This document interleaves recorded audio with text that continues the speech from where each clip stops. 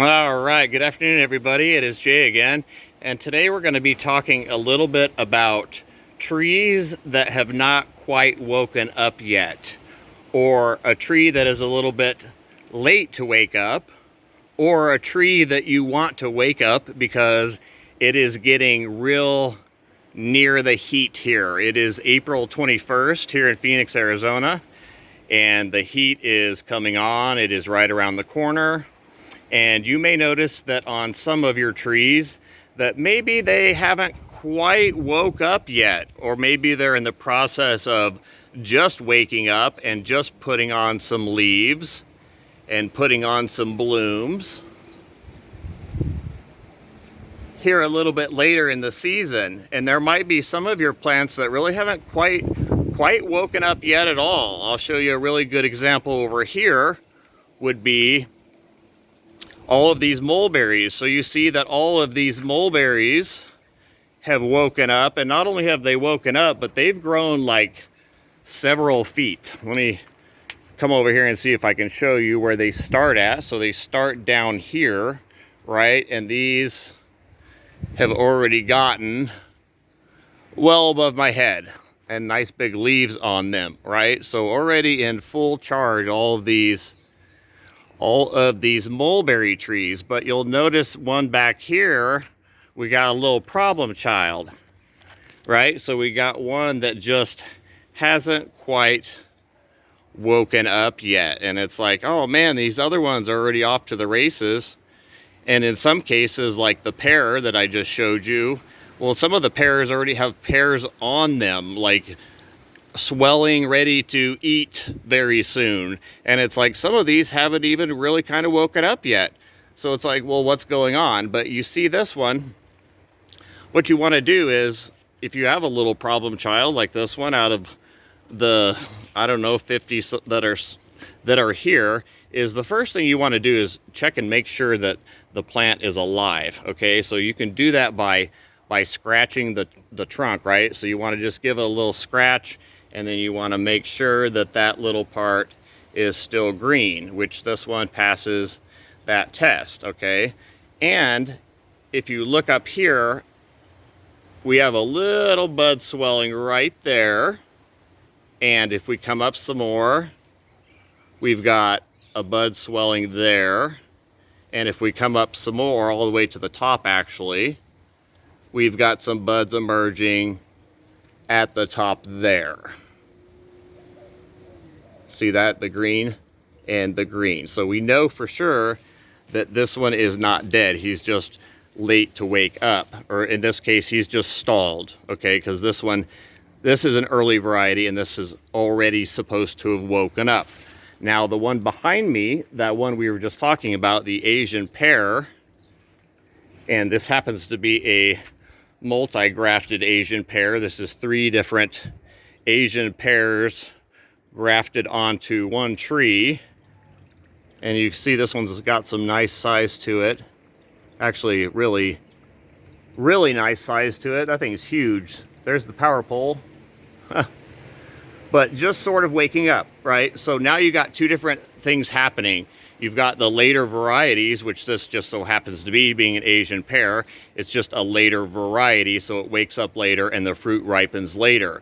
But over on the case on that mulberry, you got the situation of, that should have already woken up by now, okay? Well, in either case, it doesn't really matter whether it's this situation going on or whether it's this situation going on where they're just waking up. What I do is the same for both of these plants, okay? So in the case of this one in particular, this one already has a bunch of leaves on it. So what I'm going to do on this one is, I'm going to give this one just some extra water and some extra love just over the next few weeks to make sure that these push out into nice flat leaves, right? Because if you see some of these, they're coming out kind of crinkly. You see that kind of crinkly?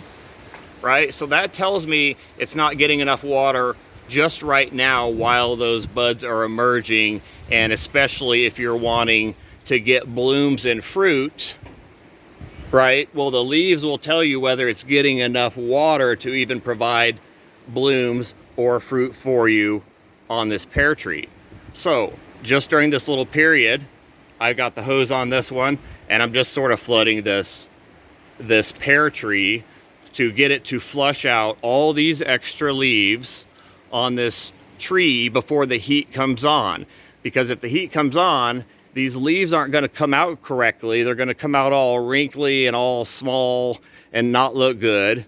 Or the tips will burn, which a lot of people blame on fire blight. They think it's fire blight here, when in fact it's not. It's a burnt tip. You burnt the tips of your trees because you weren't watering that pear tree enough, because the tips on these guys never burn. But what your goal is really is to get these to leaf out as much as possible, to fill in all this area, especially with this metal background.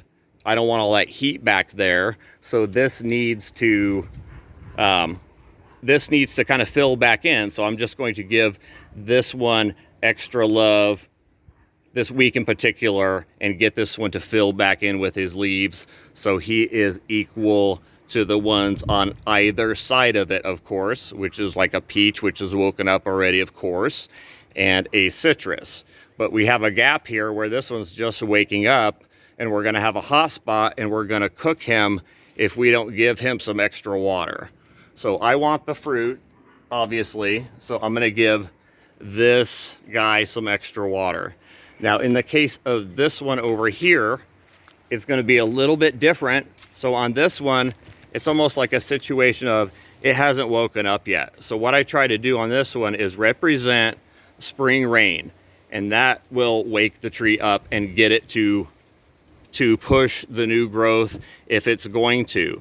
Because you guys should have all your growth by now, or by about a week from now. And some plants wake up late, like pears and pomegranates in particular, and the heat's already on before they get their leaves on them. That's why you want early varieties of things, because they'll already have woken up and already be fruiting at this point. You know, like this peach over here. This peach is already soaked full of fruit. Meanwhile, some people's peaches haven't even woken up yet. And it's like, uh-oh, you guys got some problems coming on, because you want to have your fruit and your leaves especially before that heat comes on. Okay, so what I do on this one is I'm just going to give this one some extra water too. So not only does it get its little water, these are on basically no water, these little drips. What I'm going to do is I'm going to stick the hose in this one, and I'm going to flood this one extra every day for the next week, right? Representing like a week-long rain. And I'm also going to spray this one with water. Like I'm going to drizzle water on the, the branches and bark of this one, which will give it a little bit of humidity and will wake it up thinking that it has been rained on. So that's what I do when we're this late in the year and things aren't quite waking up, or they're a little bit stubby on you. They're not quite pushing the growth that they should be at this point. You're starting to see a little bit of wrinkling going on and a little bit of this non-pushing of growth. And you can actually see even a little bit of it over here on this peach, because it's flowering also too. But this one could use a little extra water too. Push these extra little branches out further so that the fruit is shielded.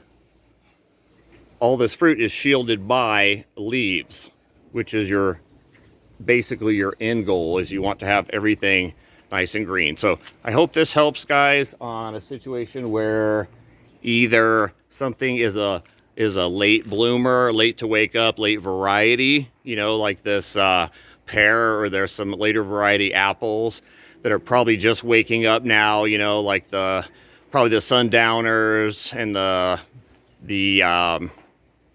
let's see, the pink lady, some of those are later varieties, so they're probably just now waking up, just like this pear is.